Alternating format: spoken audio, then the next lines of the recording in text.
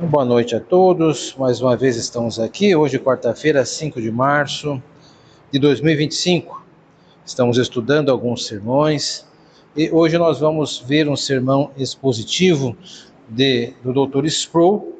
O Dr. Sproul já foi apresentado na aula passada e há um texto intitulado, um sermão intitulado O Rico Jovem Governante. O texto é de Lucas 18 a 18:30, mas nós vamos ler apenas do 18 ao 23, porque o 30 receberá pouca atenção, do 24 ao 30. O que vale a menção mesmo são esses que eu vou ler agora. Lucas 18 ao 23.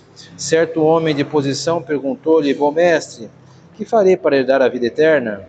Respondeu-lhe Jesus: por que me chamas bom? Ninguém é bom senão um que é Deus. Sabes os mandamentos: não adulterarás, não matarás, não furtarás, não dirás falsos testemunhos, honra teu pai e a tua mãe. Replicou ele: tudo isso tenho observado desde a minha juventude. Ouvindo Jesus, disse-lhe: uma coisa ainda te falta. Vende tudo que tens, dá aos pobres e terá um tesouro nos céus. Depois vem e segue-me. Mas ouvindo ele estas palavras, ficou muito triste, porque era riquíssimo. Sproul ele irá expor esse texto em 7 pequenas sessões, quase cada sessão abordando 3 parágrafos em média. Eu creio que o que vale a pena observar, a sua ênfase, nós vamos ter algumas ênfases diferentes que são das usuais. Ele vai se apoiar numa tradução.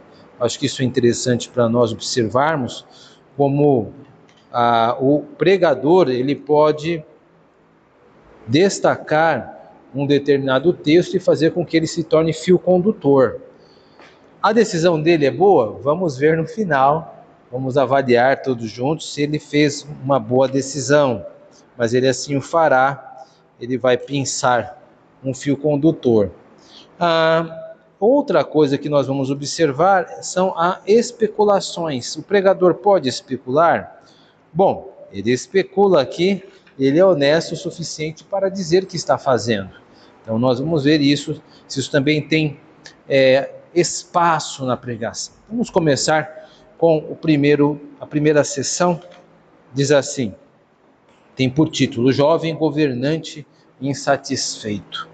Jesus estava acostumado a multidões trovejantes que se aglomeravam ao seu redor, empurrando, tentando se aproximar dele. As pessoas gritavam de agonia e aflições. O leproso clamou: Senhor, ajuda-nos! E os cegos e os surdos clamaram a ele em sua necessidade. Se olharmos para essa história, não apenas na versão de Lucas, mas também dos relatos de Mateus e Marcos, vemos que o homem conhecido como jovem rico não vê a Jesus de maneira casual. Em vez disso, ele correu até ele, correndo o mais rápido que pôde, com uma intensidade ao seu redor. Ele não veio pedindo para ser curado de uma certa doença. Ele não estava doente, tanto quanto estava curioso. O jovem governante veio com uma pergunta que Lucas nos diz: Bom mestre, que faria para herdar a vida eterna? O que levaria um homem assim a correr a Jesus com essa pergunta? A Bíblia nos diz que ele era extremamente rico, que era jovem e que era um governante, com uma quantidade significativa de autoridade e poder. De uma perspectiva terrena, o jovem rico tinha o que todo mundo quer e procura alcançar. Ele tinha toda a riqueza de que precisava, ou de que precisaria. Ele teve sua juventude, que não se afastou dele. E teve o que Friedrich Nietzsche chamou de a mais alta aspiração de qualquer humano, poder e autoridade. Mas o jovem governante não estava satisfeito. Bom, eu creio que ficou evidente que a palavra jovem governante não é muito comum de se ouvir. Ele está se apoiando bastante na versão aqui do verso 18, na descrição, quando ele diz que certo homem de posição. Esta palavra, Sproul se apropria dela para fundamentar que esse homem, ele tinha um cargo. Deixa eu só confirmar uma coisa.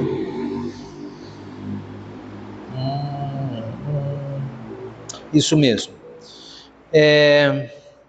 Pode ser, mas ele é o carro-chefe. Ele elegeu esse termo, ele vai descrever ele não apenas como jovem rico, mas como um governante e como jovem. Ou seja, ele é um indivíduo que tem três coisas que todos nós gostaríamos de usufruir no seu conjunto, né? Ser jovem, ser rico e ser poderoso. A ideia é que ele tem um poder, uma autoridade.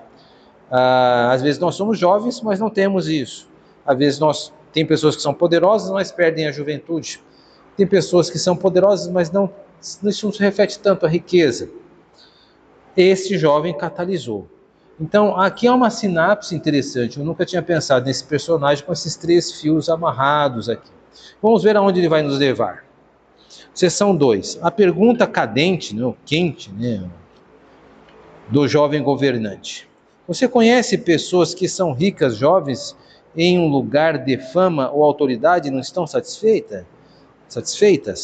Em certo sentido, o jovem era sábio, além de sua idade, porque percebeu que não importava o que fizesse ou quanto tentasse, nunca seria capaz de manter sua juventude.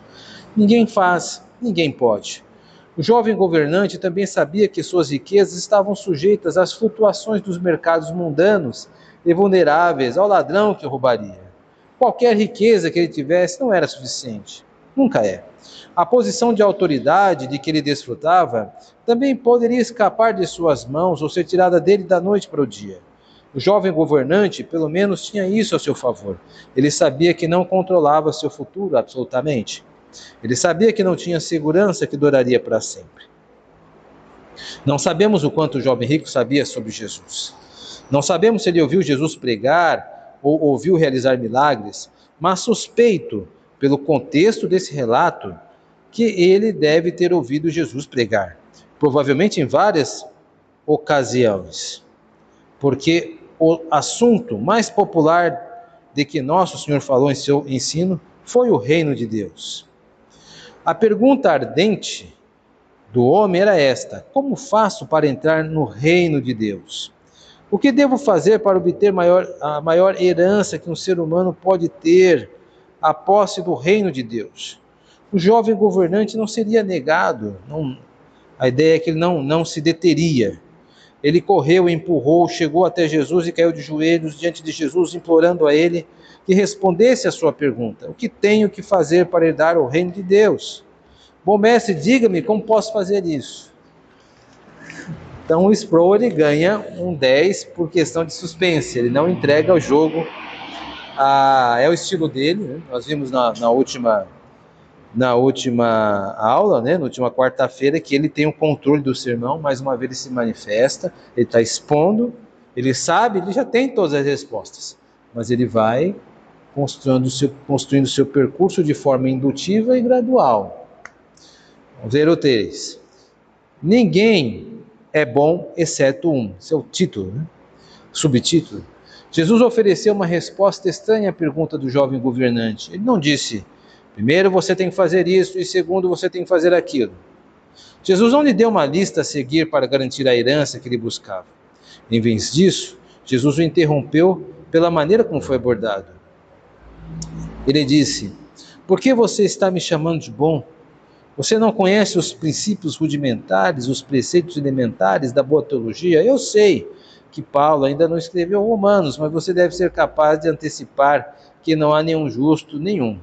Você não há ninguém bom exceto Deus, né? Então, por que você me chama de bom? Alguns críticos olham para essa resposta de Jesus e dizem que Jesus está negando que ele é Deus, porque ele diz que somente Deus é bom. E uma vez que ele rejeita essa denominação do buscador de que ele é bom, ele deve, portanto, estar negando sua divindade, de forma alguma. Jesus sabia muito bem que o homem sabia quem ele era. Jesus sabia que o jovem rico não sabia que ele estava fazendo essa pergunta ao Deus encarnado. Agora o ponto central. Do ponto de vista do jovem, Jesus era apenas um ser humano, sagaz, mas bom. Jesus disse: não me chame de bom. Você não tem a primeira ideia do que é bondade. Ele desafiou o homem por sua compreensão vaga de bondade. Ninguém é bom, exceto um, isto é, Deus. Aqui ele vai fazer uma pausa. Acho que isso aqui nós podemos deixar de lado e nos concentrar no que foi oferecido até aqui. Então aqui nós já temos bastante material. Primeiro, ele começou a especular desde a sessão anterior, quando ele disse que suspeitava que o jovem rico, ele tinha acesso ou teve acesso aos sermões de Cristo. Não tem como saber, mas ele vai fundamentar isso por causa da forma madura ou da sua pergunta incisiva que ele faz a Jesus Cristo. Então, é como se, por exemplo, se você tem um carro, seu carro é... Qual a marca do seu carro? Um Celta.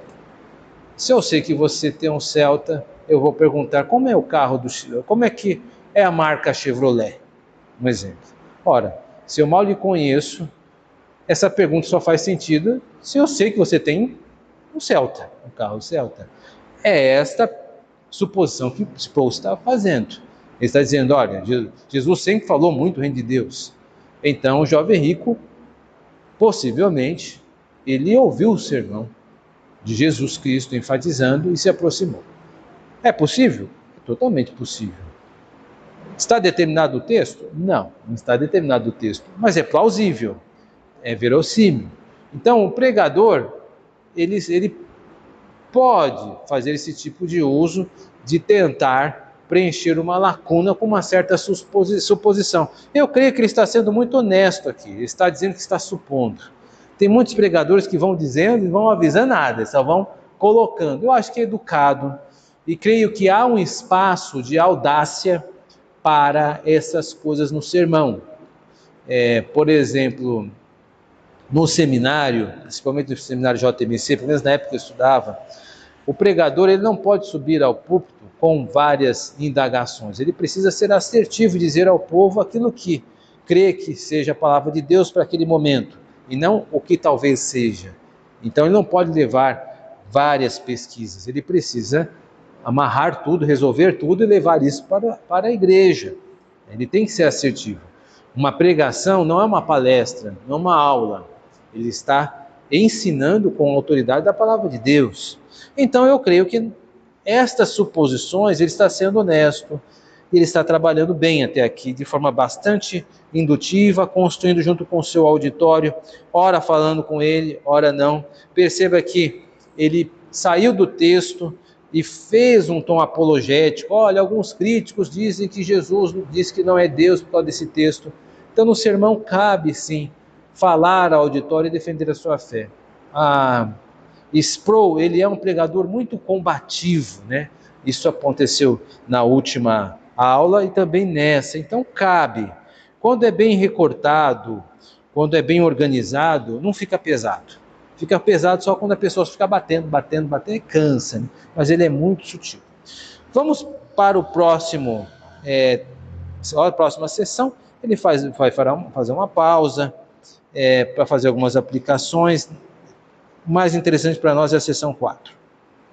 Jesus sobre a bondade. O jovem rico ficou presunçoso quando disse: Jesus, bom mestre. Jesus respondeu: ninguém é bom senão Deus. Então por que você está me chamando de bom? Bom, então Jesus começou a dar-lhe um teste rápido para testar sua compreensão do que é bondade e como ela é considerada. Jesus olhou para o decálogo, para os 10 mandamentos e disse: tu conheces os mandamentos: não cometa adultério, não matar, não roube, não dê falso testemunho, honre seu pai e sua mãe. Não me pergunte porque Jesus mudou a ordem dos 10 mandamentos, da maneira como eles aparecem, como dados por Moisés e repetidos no Novo Testamento. Não me pergunte porque ele começou onde começou, sem começar no início dos 10 mandamentos. Jesus disse ao jovem governante: tu conheces os mandamentos, você foi à sinagoga, você fez seu bar mitzvah, que é uma cerimônia para a vida adulta, né, que o rapaz faz aos 12 anos. Quer dizer, aqui nessa época não existia, né? Então ele está fazendo um tipo de uso contemporâneo, porque o bar mitzvah, que é uma cerimônia para a idade adulta, não existia com o formato do judaísmo da época que o Sproul está falando, está fazendo um tipo de jogo de anacronismo. termo moderno para jogar para o jovem. Você sabe que não deve matar ou cometer adultério e você deve honrar seu pai e sua mãe. O homem não ficou impressionado. Isso é tudo que eu devo fazer para entrar no reino de Deus? Guardar os 10 mandamentos? Eu tenho guardado essas coisas desde que eu era um menino. Eu os guardo todos os dias. Lucas nos dá um relato resumido da conversa. Tenho certeza. Mas se eu pudesse especular um pouco, posso imaginar Jesus dizendo ao jovem: acho que você não estava lá quando eu dei o sermão da montanha. Expliquei as profundezas das implicações de cada mandamento. Se você estivesse lá ouvindo e sendo honesto, saberia que não guardou um desses mandamentos desde que saiu da cama esta manhã. Você não percebe que se você tem um pensamento de luxúria, você viola a lei contra o adultério. E se você odiou ou ficou com raiva de alguém sem justa causa, você violou a lei contra o assassinato? No entanto, ele não fez isso. Jesus selecionou alguns dos mandamentos e os mencionou ao jovem. O jovem disse: todas essas coisas eu guardei desde a minha juventude.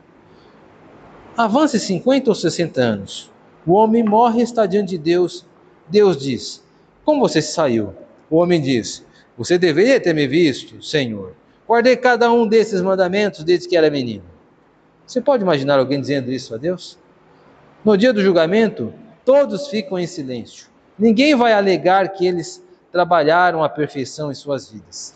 Muito boa essa questão. Aqui Sproul mostra a criatividade, né, ao seu favor. Ele é um homem bastante inteligente, bastante imagético, né? Ele usa a imaginação e ele também continua sendo um cavalheiro. Ele abre espaço e diz: eu vou especular. E aí ele cria uma imagem de Jesus Cristo conversando com o jovem, dizendo: olha, você não estava quando eu falei sobre esse assunto, não é mesmo? E traz todas as profundidades com o qual ele abordou esses assuntos no Sermão da Montanha. E por fim ainda usa a imaginação mais uma vez, quando joga para o futuro, né, a imagem do julgamento. Então olha que interessante, o equilíbrio, né? Note, a imaginação ela pode estar sempre tanto voltada para o passado, quanto voltada para o futuro. No caso, nós estamos em boas mãos porque ele fez esses dois jogos. Isso é raro. Isso mostra que este autor, este pregador, ele tem bastante controle e ele tem uma mente muito fértil em relação a como se movimentar, uma mente muito inquieta. Isso ajuda o sermão. Isso dá imagens concretas para que o auditório se prenda. Veja, quando nós falamos de amor, isso é algo abstrato.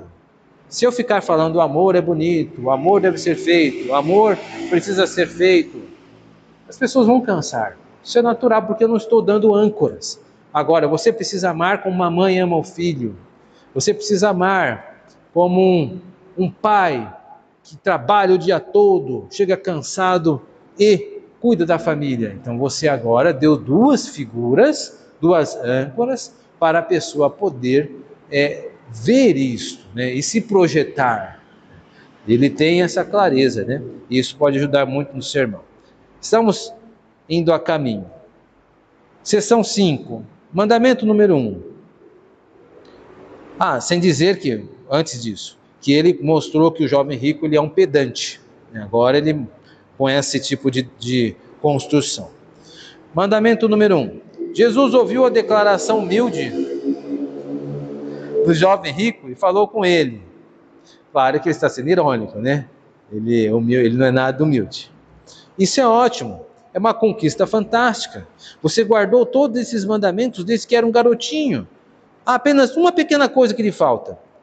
Você acabou de errar um pouco o alvo e seu excelente desempenho. Você quase atingiu a meta, mas só falta uma coisa: vender tudo que você tem e distribuí-lo aos pobres. Você terá um tesouro no céu.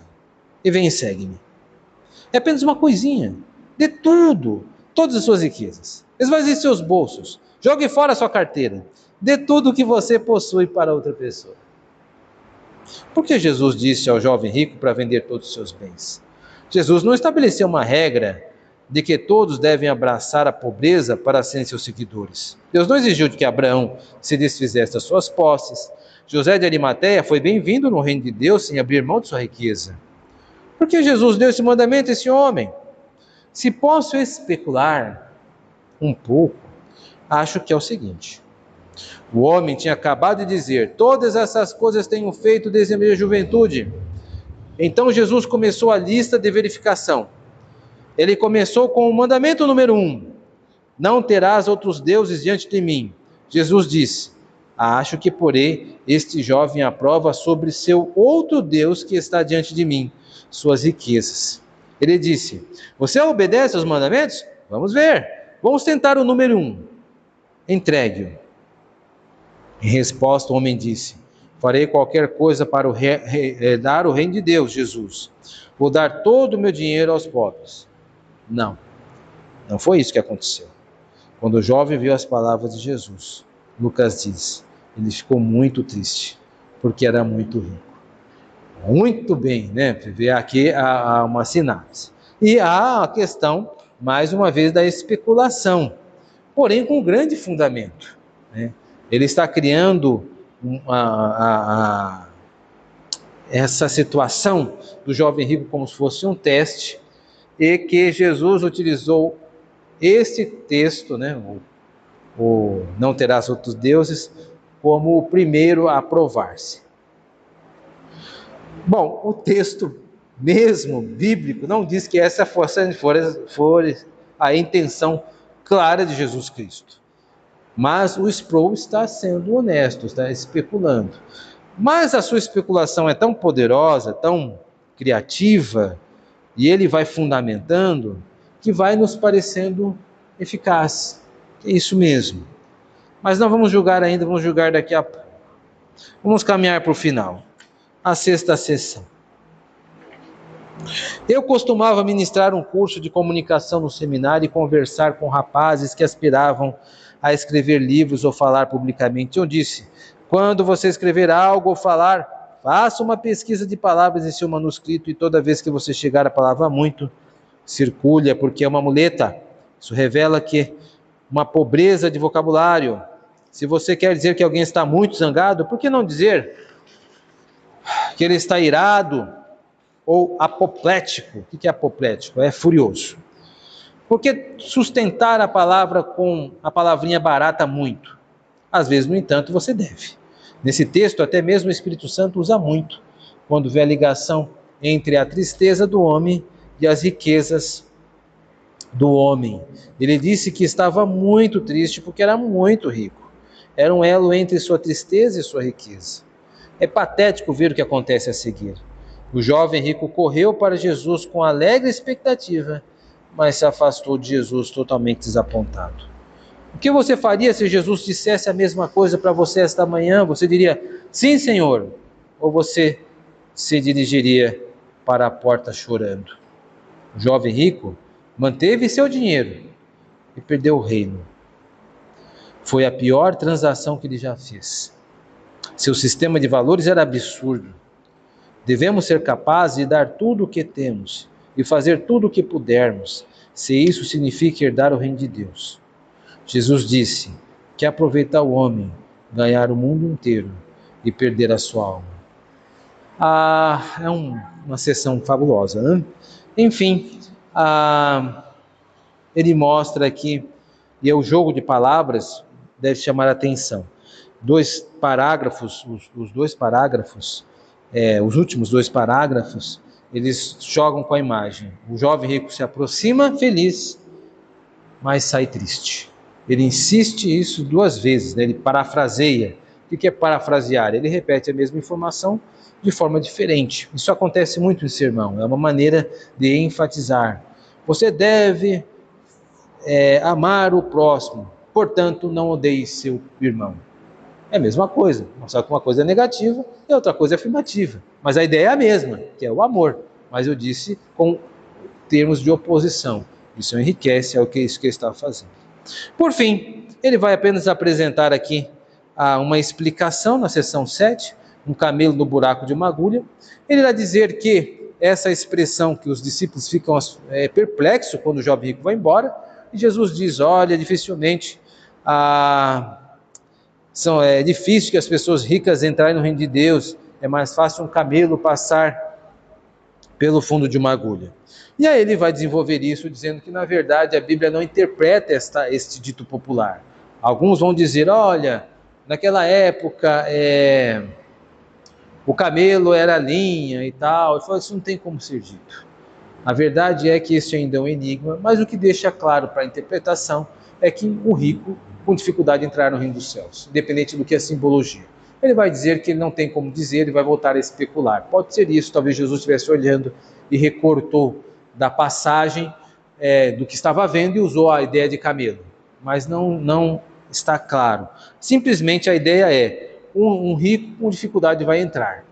Então não há nenhuma dificuldade em pensar nesse jargão como algo literal. Um camelo, de fato, um animal, não vai passar no meio do buraco de uma agulha.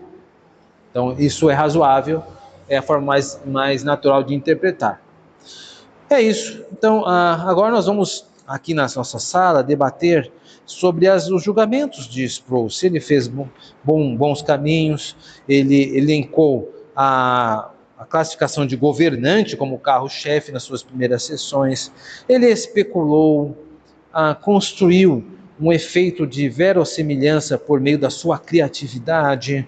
Será que foram boas escolhas? Nós vamos discutir isso agora aqui. Gostaríamos que você que está ouvindo pudesse estar conosco. Espero que possa estar numa próxima quarta-feira. Ademais, nós vamos continuar aqui.